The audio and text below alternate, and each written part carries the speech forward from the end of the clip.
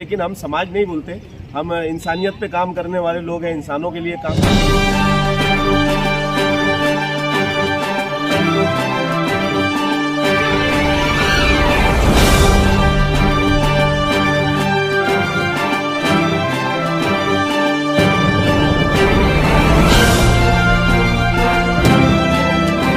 आप देख रहे हैं the prime news Abdul Rahman के साथ।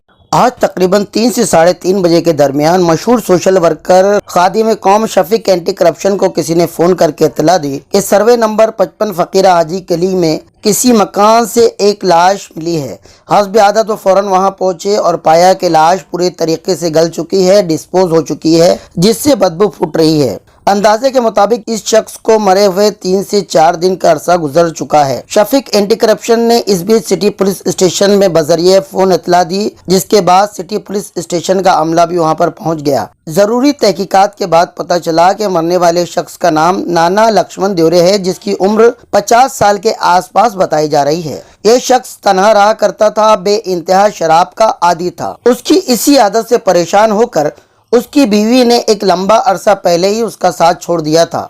औलाद भी नहीं थी और दिगर वारसीन ने इससे दूरी बनाकर रखी हुई थी। जिस घर में उसकी मौत वाकई हुई वो भी उसका अपना घर नहीं था। शराब की आदत के तहत उसने अपना पुराना मकान जो कि कारपोरेशन के जरिए मिला हुआ था उसे भी बेच दिया था। तन्हा और लावारिस रहने की वजह से इन 3-4 दिनों में कब उसकी मौत वाकई हुई किसी को पता ही नहीं चला।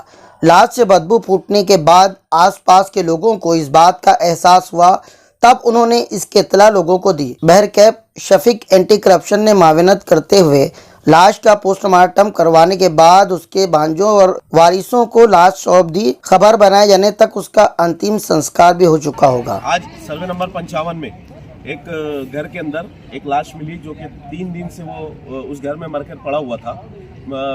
वहाँ के लोगों के बोलने के मुताबिक ये भीख मांगकर खाया करता था और घर में उसके साथ रहने वाला कोई नहीं था। उसके ये दोनों भांजे हैं।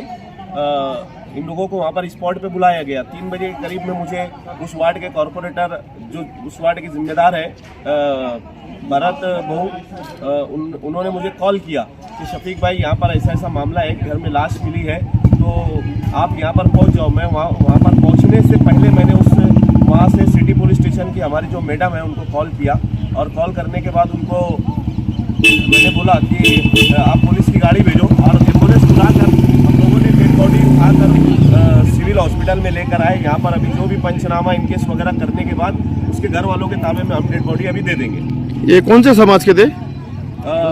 भाऊ ये समाज तो इनका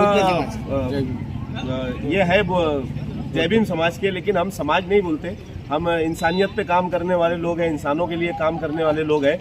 शफीक एंटी करप्शन के हवाले से द प्राइम न्यूज की रिपोर्ट।